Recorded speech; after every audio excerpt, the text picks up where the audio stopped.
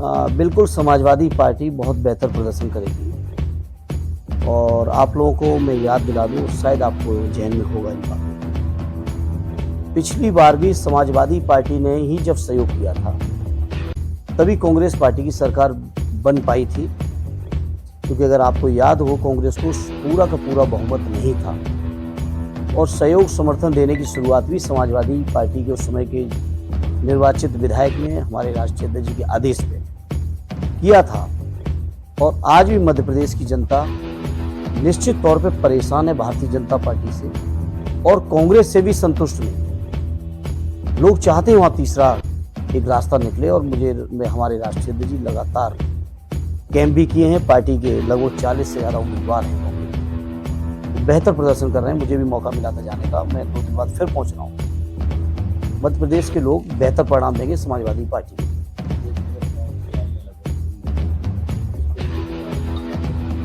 बहुत बेहतर तैयारी है और लोकसभा के आज के इस चुनाव में, आने वाला 24 के चुनाव में पूरे देश की जनता निराश है और लोग ऊब चुके हैं भारतीय जनता पार्टी के झूठ से।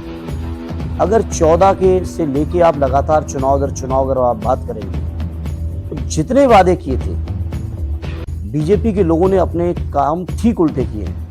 जहां उन्होंने वादा किया था महंगाई कम करने का, वहाँ पेट्रोल, डीजल, गैस से लेके जितने भी खाद्य पदार्थ से लेके लोगों की जरूरत की चीजें, खेती किसानी की जरूरत की चीजें, सबके मूल्य बढ़ा दिए, लगभग 200 गुने से ऊपर हो चुके। जहाँ 450 के सिलेंडर को लेके भारतीय जनता पार्टी के नेता लोग राजघाट पे जाके प्रदर्शन करते थे, आज 1140 पे पहुंचा दिया है। पेट्रोल डीजल 100 के पार हो रहा है, हर चीज का दाम बढ़ा दिया है। बेरोजगारी के मामले में इन्होंने कहा था कि हर साल 2 करोड़ रोजगार देंगे। वहीं उत्तर प्रदेश के योगी जी ने भी कहा था कि हम रोजगार देंगे 17 से और 22 के चुनाव में। लेकिन क्या आप सोच रहे हो उत्तर प्रदेश के लोगों को? आज ही मैंने कुछ लोगों के इंटरव्यू सुने कि उत्तर प्रदेश के लोग जाके बिहार में अपना रोजगार ले रहे हैं। मैं समझता हूं उत्तर प्रदेश की सरकार को शर्म करनी चाहिए इस बात पे कि उत्तर प्रदेश के लोगों को रोजगार के लिए बाहर जाना पड़ रहा है।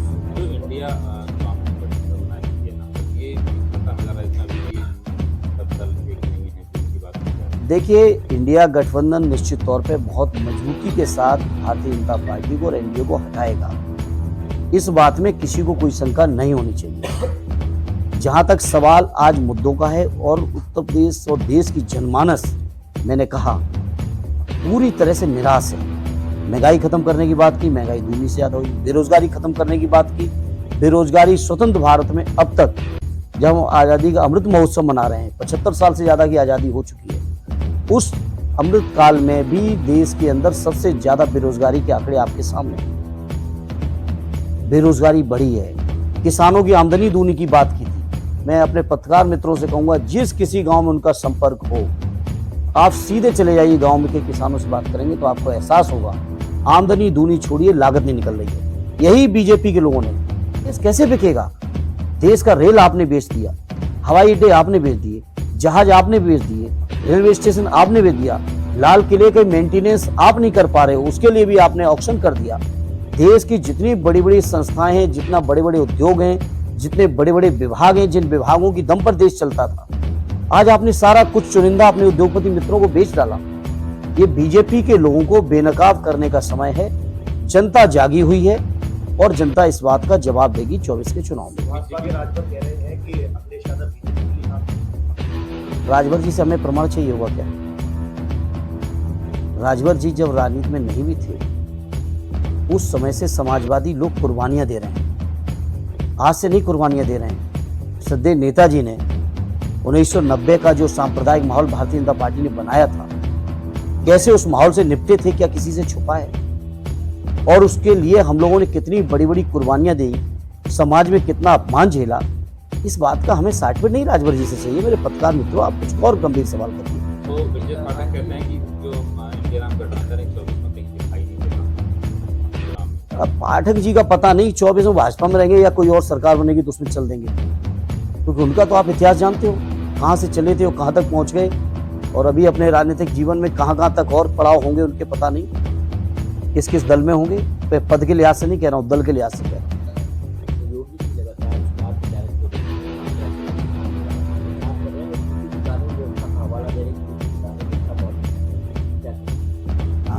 अब झूठ बोलने के लिए कहीं टैक्स नहीं लगता है, और दुर्भाग्य है देश का कि मीडिया के साथियों को सच बोलने नहीं दिया जा रहा है। जो लोग बोलते हैं वो मुख्य धारा में नहीं रह पा रहे हैं। जिनके जितने भी प्लेटफॉर्म हो सकते थे लोगों से अपनी बात कहने के, वो प्लेटफॉर्म खत्म किए जा रहे हैं। तो योगी जी ने जिस तरह की दुर्दशा की है देश के अंदर, उत्तर प्रदेश के अंदर कानून व्यवस्था की, वो किसी से छुपी नहीं है। दलित बेटियों को रात के 2:30 बजे उनकी अंत्येष्टि कर दी जा रही है। रेप की घटनाएं दिख नहीं रही। अभी देवरिया की घटना हुई, सामने आई। कितनी घटनाएं उस प्रदेश में, कहाँ ऐसा है? योगी जी के साड़ जरूर चल रहे हैं, साड़ का प्रचार कर सकते हैं योगी जी। बीएचयू से लेके पूरा प्रदेश, कानपुर से लेके, अगर आप कहाँ की बात करेंगे, कानपुर की बात करिए, झांसी की बात करिए, उन्नाव की बात करिए, बदायूं की बात करिए, कौन से जिले का जहाँ नाम लेंगे वहाँ पे संगीन से संगीन घटनाएं नहीं हो रही।